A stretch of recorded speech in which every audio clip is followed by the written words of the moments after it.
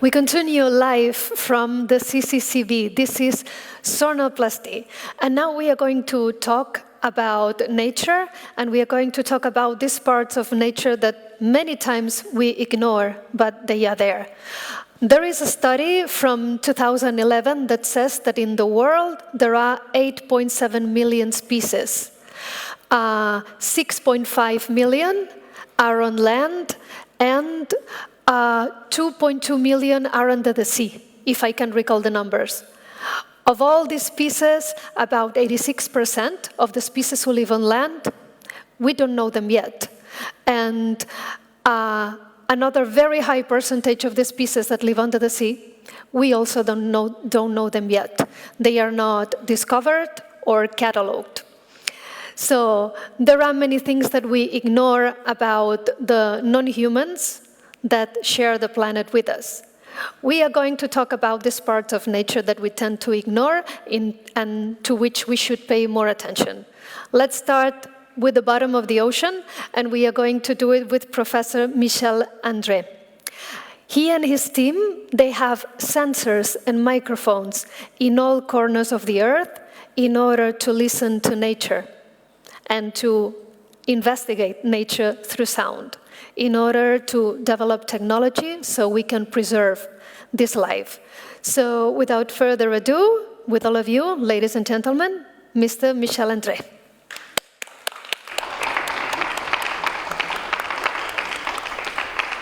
Good morning everyone. Thank you very much for having me here. I would like to have the first slide, please, if it's possible. Yes.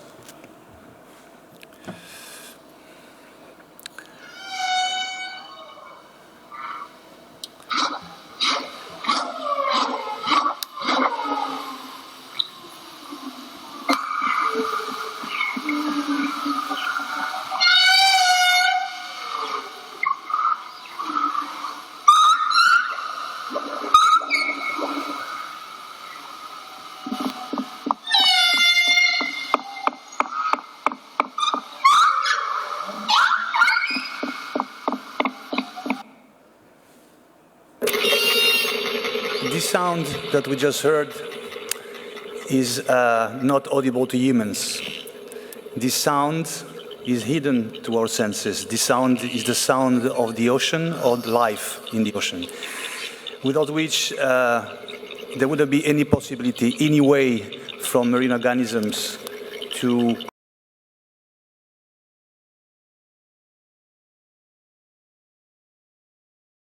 spend the humankind history ignoring the sensorial dimension and believing that the ocean was a world of silence.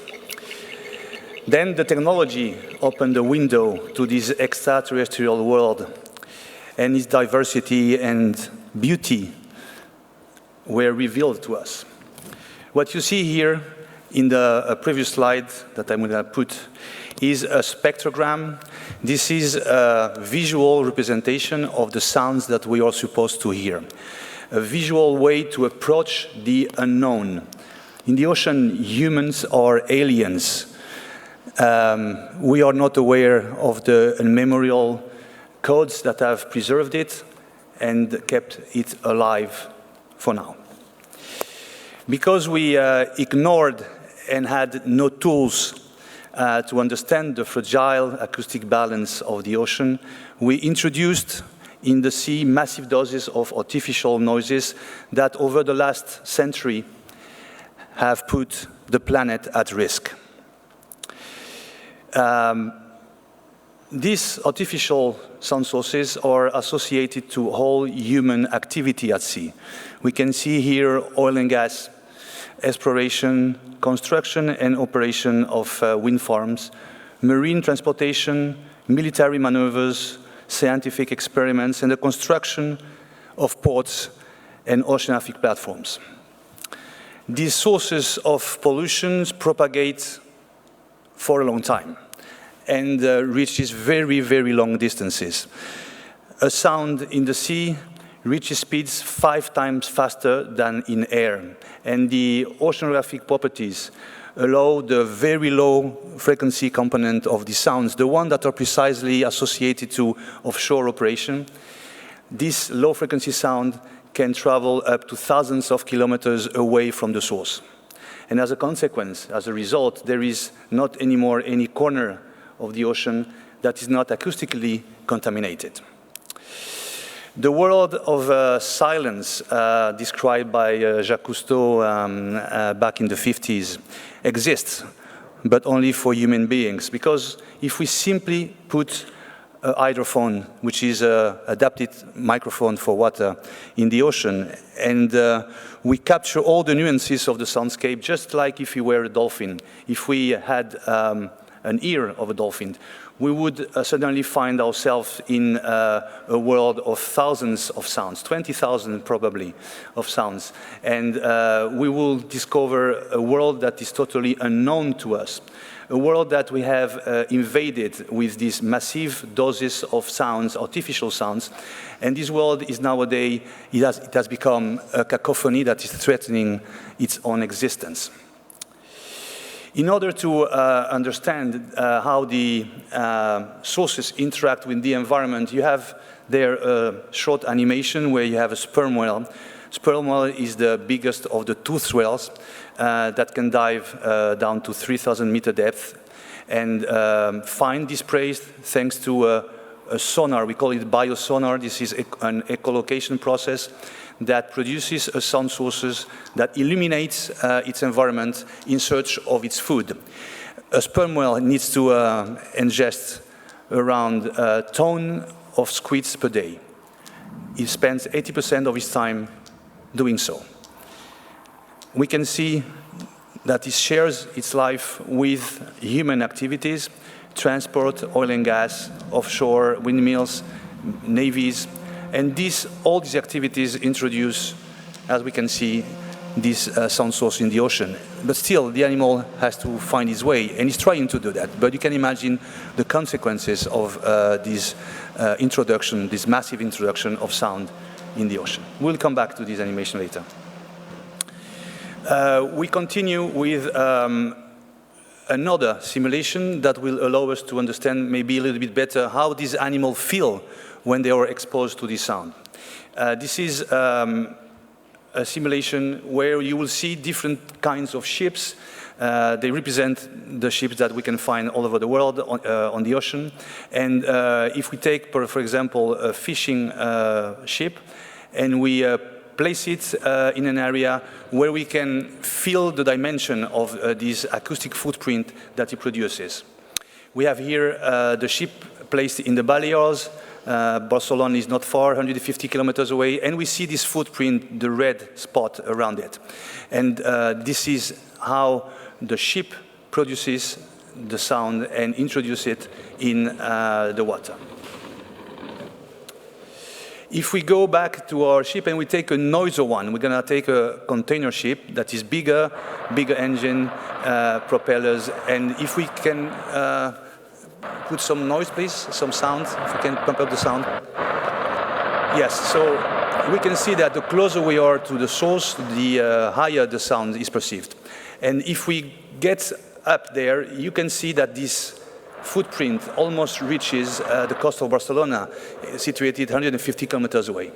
If we look at the species, the cetacean species, and we take again our sperm whale, and we can hear it. Can we hear it a bit better, please? We will hear the sperm whale away from this footprint.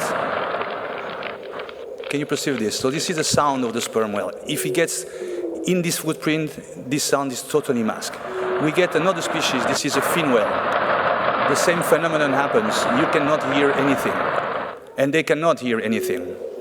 If we take a dolphin producing higher frequency sounds, it doesn't escape the rule. Getting close to these sound sources, it also becomes masked.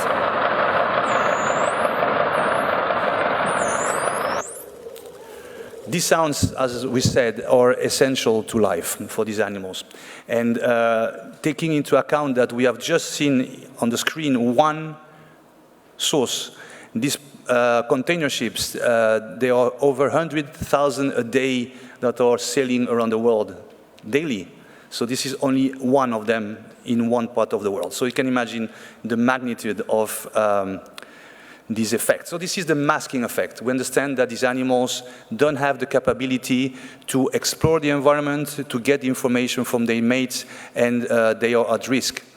Many risks. They can strand. The stranding of a whale is a synonym of death. They can enter in collisions with boats, and this is exactly what happens in many places in the world. And here we have some images of sperm whales that have collided in the Canary Islands, and they are still colliding with ships, and this, of course, induces the death of the whale when it gets struck by the ship. Unfortunately, the whales and dolphins are not the only species that suffer from this noise pollution. We discovered a few years ago that thousands of other species, invertebrate species, mollusks, crustaceans, coral reef, all these species that don't have any ear, they cannot hear the sounds as we do. They have sensory organs which structure is similar to the inner ear of mammals. And when you expose them to a certain sources of sound, the one that are associated to offshore activity, these sensory organs present acoustic trauma that are not compatible with life. And this is what we can see here. These organs are affected by the sound. Again, they cannot hear the sound. They can perceive it. They perceive the mechanical component of the sound, not the pressure. And this means that we can see this sort of event on the screen, massive stranding of squids that happened in Chile 2 years ago. So this is a phenomenon, this noise pollution, that does not even, is not limited to the species that can listen to the sound, or can hear the sound, but also to all the other species. It has become a global problem. It's a problem that has started when we started to explore the ocean in an industrial way over a century ago. We lost 80 years of study. We didn't know it. We didn't have the technology. We didn't have the tools to listen to this invisible pollution. Now we know, 20 years ago, we started to be aware of it, so we have this responsibility now to act. So the question is, what can we do? Can we do something? I go back to this simulation, and I would like, if it's possible, to put some volume up.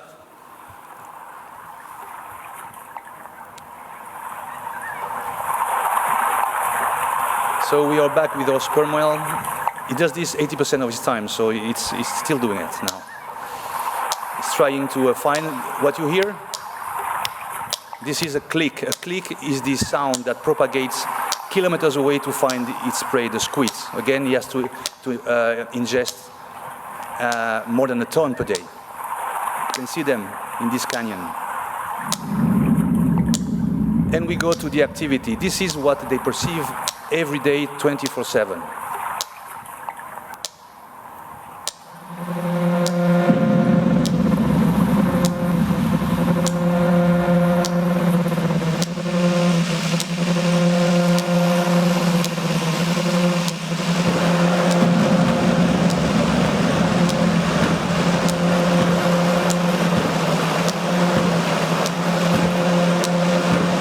What can we do?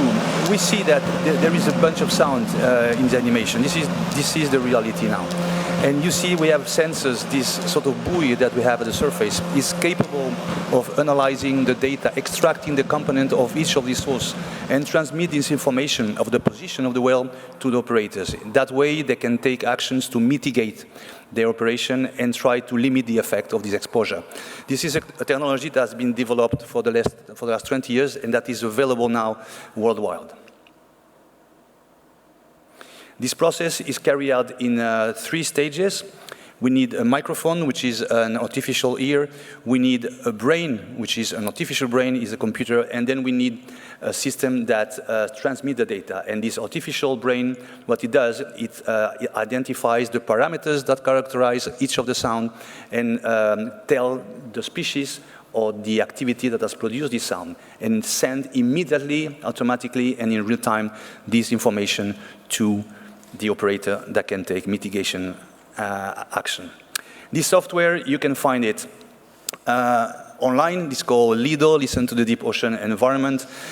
You can connect to this interface, and you will see that there are different spots on the Earth.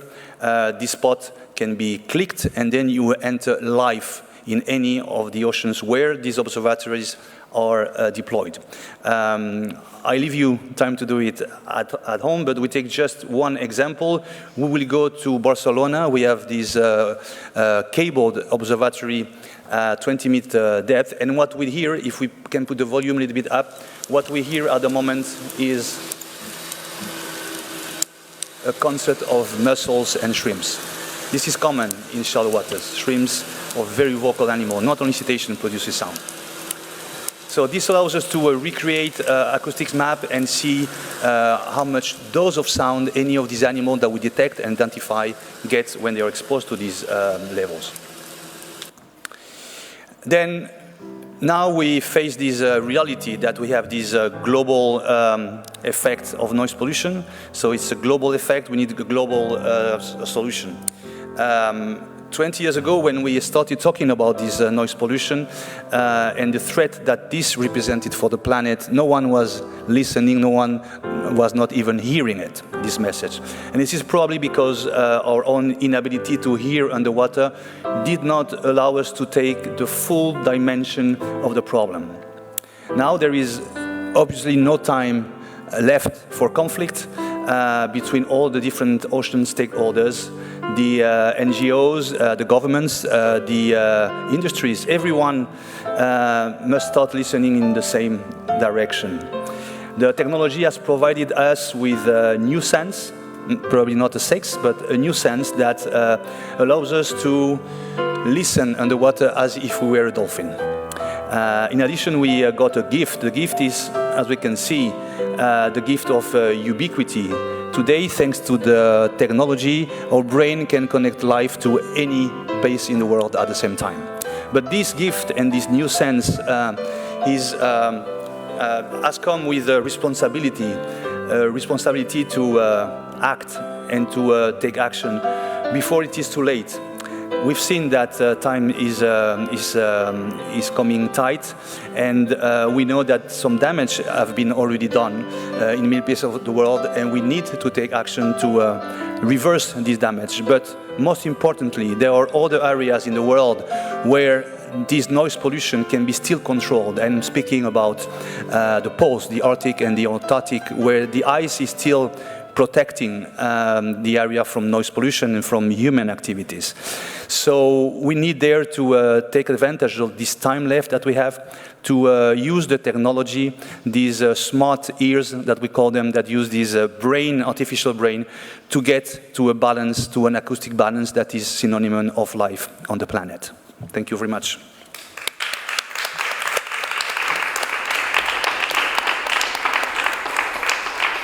Thank you very much, Michel. And after listening to the noise of the sea, we are going to listen to the other beings that are on Earth. We are going to connect with Ljubljana in Slovenia with Saša Spačal. She is an artist and she's a biohacker. She works with these more than humans that live with us, and she's going to tell us all about it. Hello, Saša. Hello, Antonia. Do you hear me? Yes, loud and clear. Good morning. So I leave it up to you. The talk is called Grounding Symbiosis, Sonifying Care. With all of you, Saša Spačal. Thank you. I'm very happy to be both here in Slovenia and also be there in Barcelona. So at the beginning, I would like first to thank Sónar and Biofriction for this invitation to share a brief glimpse into my artistic research and practice, and to show you some artworks that come out of it. So with this talk, Grounding Symbiosis, Sonifying Care, I would like to outline the complexities that are involved in the making of the world, of our environment, and also of ourselves. Humans and other beings on this planet are entangled in an infinite network of connections and defined through collaborations that constantly are negotiating and co-creating mutual living conditions. However, as ecology is not just the science of connections, but also an examination of their conditions and limits, I tend to examine also biopolitics and necropolitics that define relationships as well. So in my work, I'm interested in a very particular subject, namely planetary metabolisms and its entangled feedback loops that span from micro to macro scale. Sometimes this topic of planetary metabolism seems a very elusive research field since it doesn't involve a particular iconic organism or landscape. However, I found most of my more than human collaborators do live in soil, which is the medium with very high metabolic capacity. My collaborators can be mineral or organic, such as bacteria, archaea, fungi, crickets. So MyConnect is one of our works and an interspecies connector that emerged as an inspiration to enable human beings to transgress their own species and connect with the other on a perceptive and physiological level. The capsule is a stage for signaling collaboration between mushrooms and humans. In MyConnect, human nervous system is plugged in a feedback loop with fungal mycelium and questions human separation from the environment, thus blurring the body-environment division. Another process that I tend to research continuously is symbiosis. I see it as a process of complex negotiation, which is very much context and time dependent. Symbiosis for me is not an idealized mutualistic relationship, but a process in which species are continuously negotiating the use of resources, experiences, stories, etc. Symbiotic negotiation affects relationships beyond primary symbionts and is a process grounded in a wider, complex entanglement of connections and conditions. In the work Symbiome, we sonified the process of symbiosis between red clover and nitrogen-fixing soil bacteria, which lives in the root nodules of the plant. The idea was to make fluctuations of symbiotic relationship audible and reveal the influence of the environment onto symbiotic relationship via sonic modulations. In this way, symbiosis as a process is audible and its constant change is perceptible to the human ear, as the quality of symbiosis is changing in the relationship, thus mapping the process of metabolic exchange. The connection between red clover and this particular nitrogen-fixing soil bacteria reaches beyond their symbiotic link, for example, into human scale, by providing much-needed nutrients for human and animal food production, thus making ripples in the wider entanglement of connections that surround them. With my works, I want to offer to the audience as much of an embodied experience as possible. So I want to convey a possibility of gaining situated knowledge of other species, agents, or processes. Knowledge that would go beyond rational comprehension and also involve bodily experience, to evoke immersion of the multi-layered entanglements and metabolisms all beings of these planets are part of.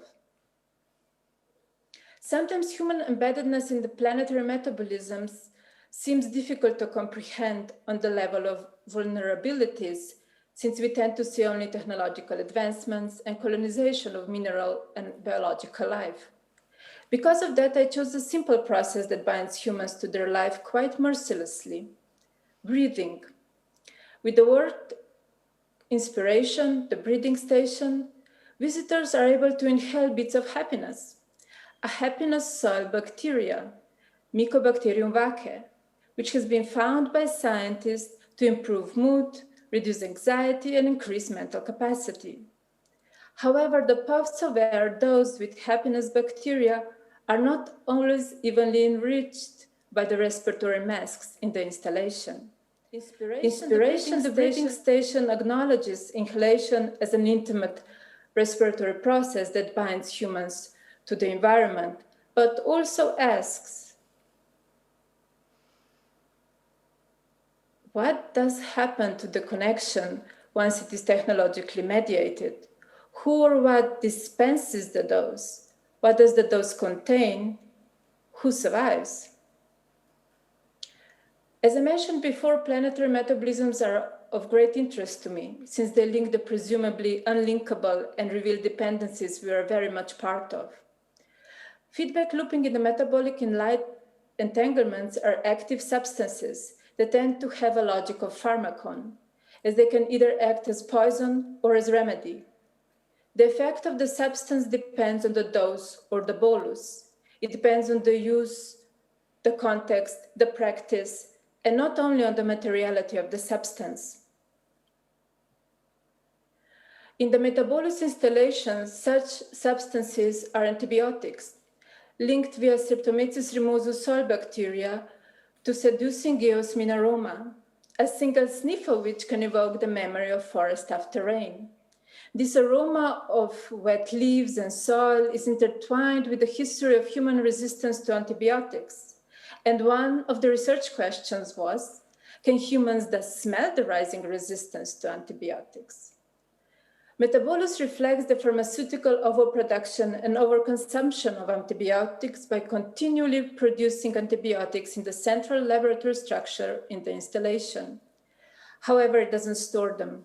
It releases antibiotics together with this nice geosmin aroma into the ground at the end of the production chain.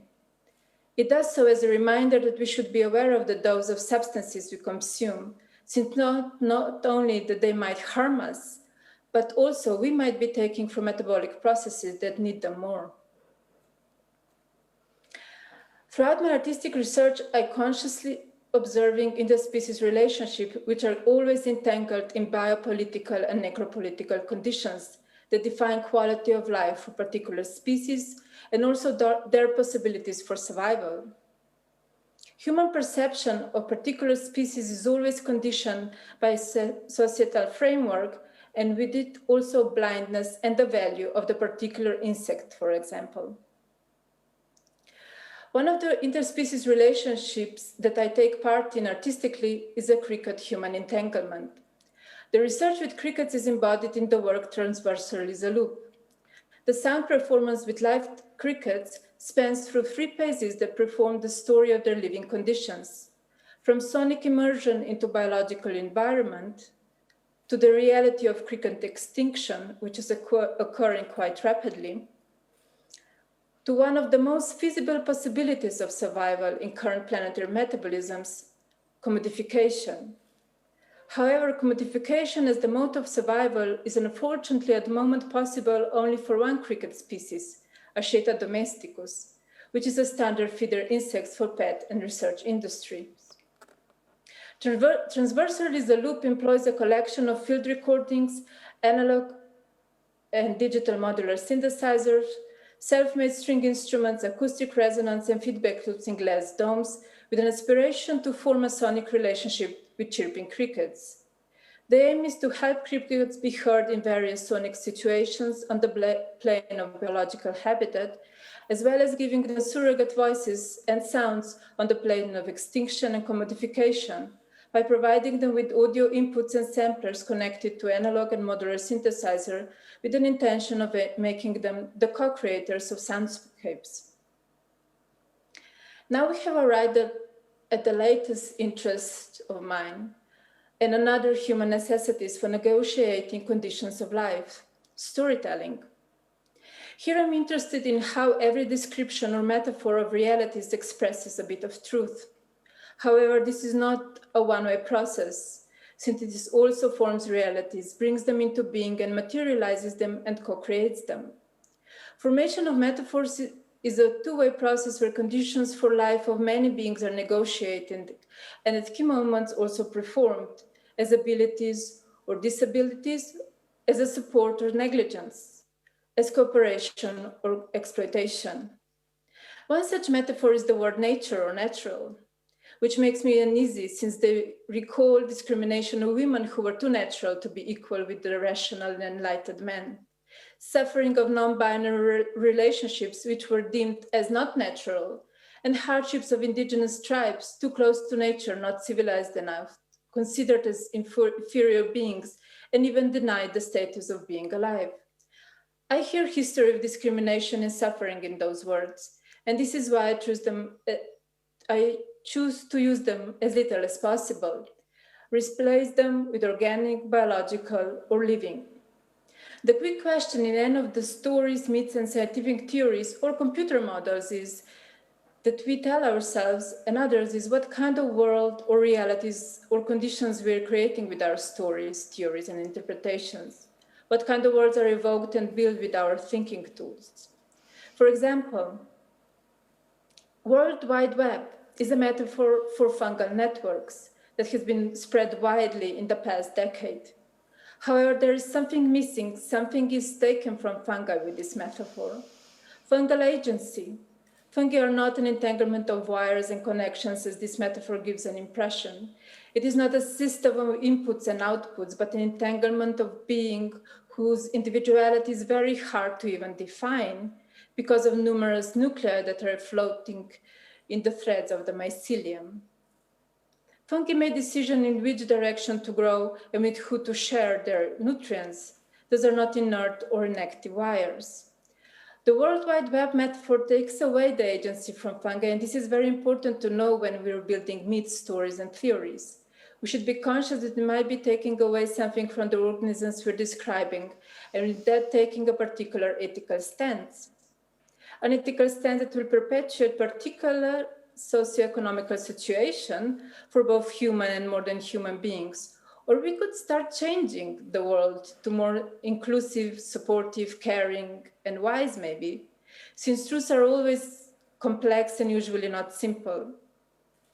Simple descriptions might actually be a sign of dangerous exclusion of multiple beings that might not be involved in the processes of negotiating their conditions of life. During my research, I came across this famous aphorism by George Box. The sentence is usually considered to be applicable to scientific models in general, but usefulness has long ago been applied to most human dealings, be it with minerals, beings, or even other humans. Everybody and everything needs to be useful, it seems. However, I thought, what if every once in a while we write other stories, theories, or computer models that change the last adjective? What would happen if we said, all models are wrong, but some are caring, some are intuitive, some are empathic, and some are harmful, some are useful, some are useless, some are inclusive and speculative? With that thought as the starting point in my working, I'm now working on a series of new mythological stories, video essays and machines entitled mythomythologies. I chose mythologies because I see myths as ways of imagining an ontology that has not happened, with hope that it might happen, because of this hope, mythomythologies start with this sentence.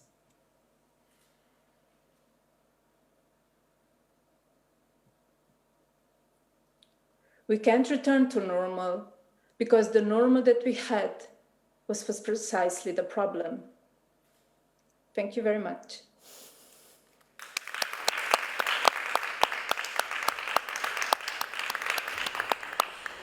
Thank you very much, Saša Spačal. I think we can go for Q&A from the audience if there are any questions. We are taking questions from the audience through our app, and we are going to translate them to our guests, both Saša and Michel. So, Jim Feutry, or Feutril, I don't know. I'm not sure if he's French or what. It says, hi, what are the proposed mitigation actions that operators of ships will be expected to make once the sensors tell them to? Change course? Slow down? How do they reduce the impact? Of course, the question is for Michel. Thank you, Jim. Yes, so I think that we should discriminate two different sources of sound pollution. The ones that are not voluntarily introduced in the ocean. This means that they are associated to the operation, but they do not bring any profit to the operation. And we are speaking about ship noise, doesn't bring anything to the ship. When we pile drive, which is the construction of windmills, the piling the piling noise doesn't bring any profit to the activity. So all these byproducts of the operation in terms of noise, no one wants them. So they all agree, the operators, to try to limit this effect on this environment. But the technology requires to adapt from the physical aspect of the sound in the water. And as an example, ships are becoming more silent, the new ships, because we know very well how to isolate the machine rooms. We've been doing this for long because of the passengers. So we know that the passengers don't like noise, and when you isolate the machine rooms, then this prevents the passengers to get this noise. But we never thought, as I said, that we were contaminating the ocean with sounds, and we didn't take any measure to isolate the machine room to prevent the noise to go through the hull in the water. So this is starting to be done in the new ships, as well as designing new propellers. The propellers, when they operate, they cavitate. The cavitation is a phenomenon that produces very tiny micro bubbles of air that when they explode, they produce a very high intensity sound. And this is one of the most important sources of noise in a ship.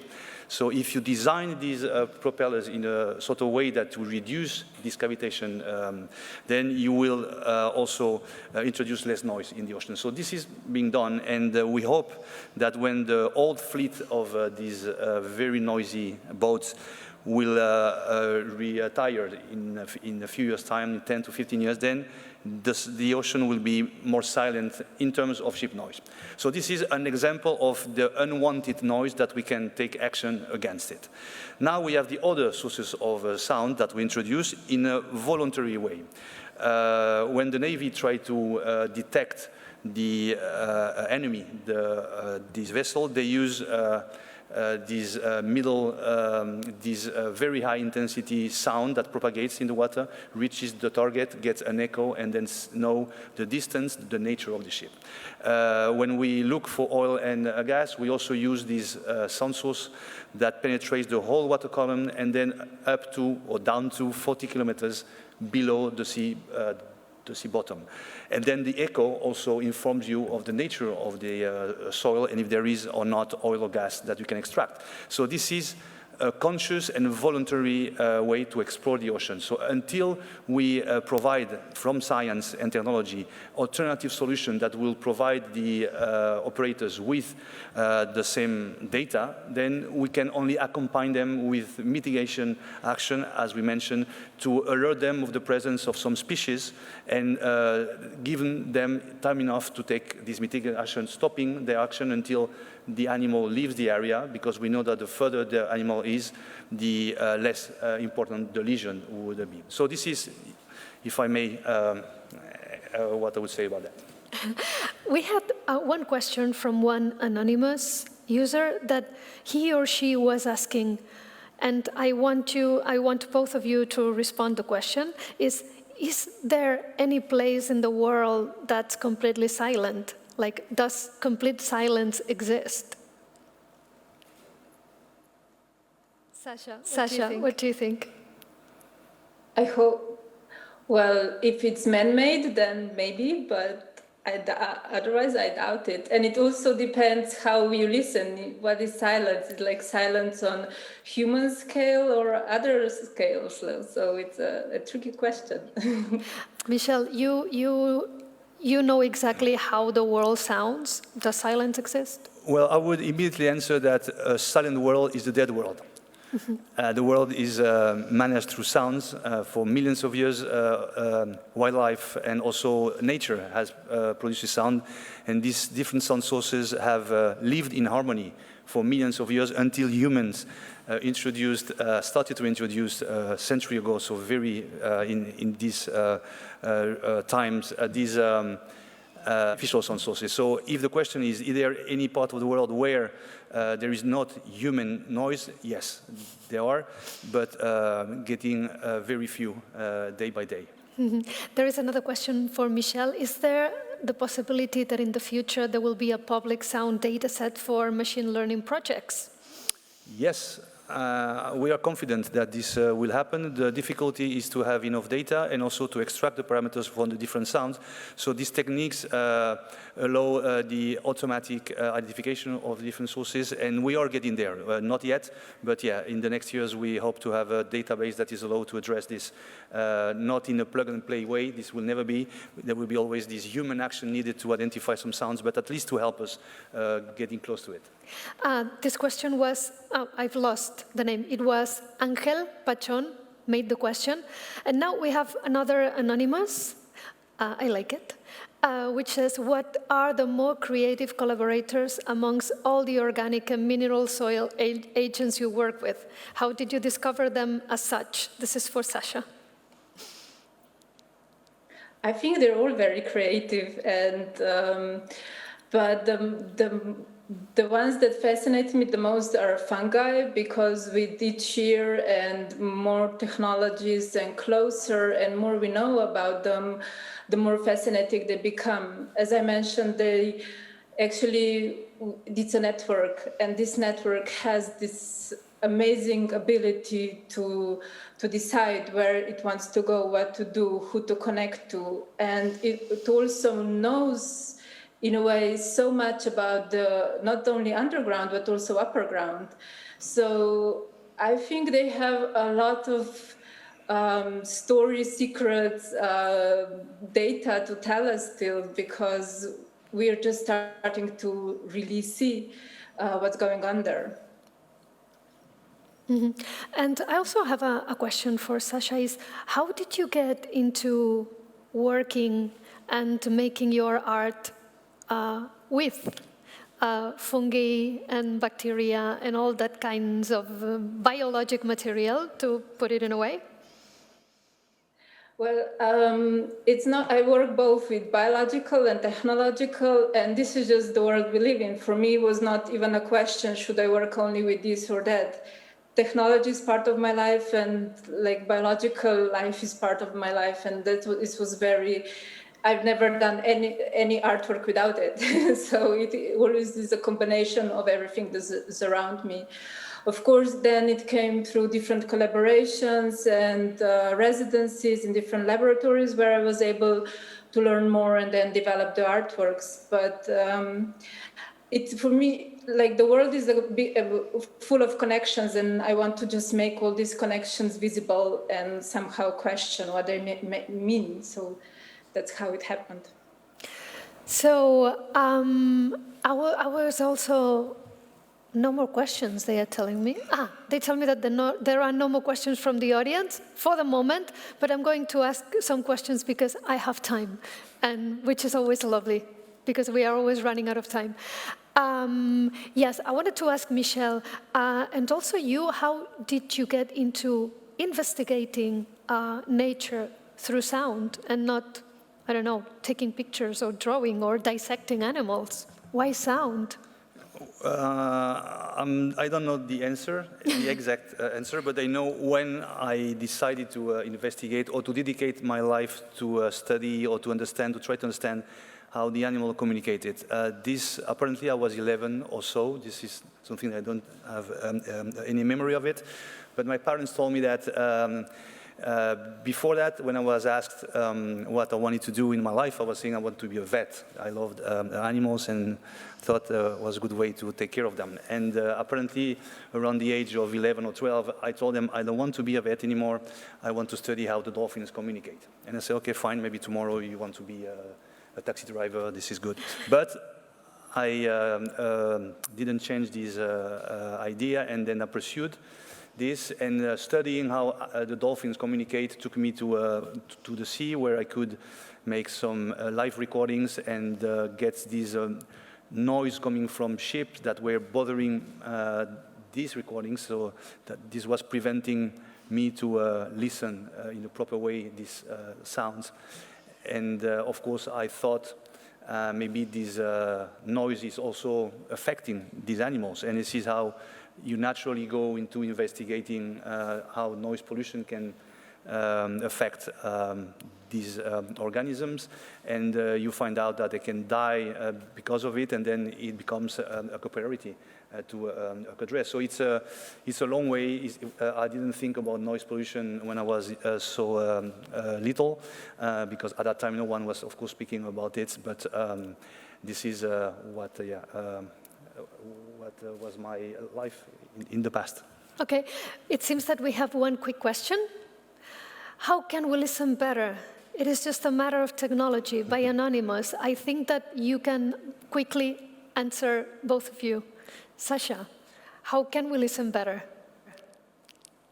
I think, well, it's a question of technology, but it's a question of also us just stopping and listening and being aware of others, and being also aware of that sometimes we're more aware just of human sounds, but there are others, and if we stop and focus on others, we can also. So I think it's more about focus than technology. Technology we can find, but focus is also very important in that. What do you think?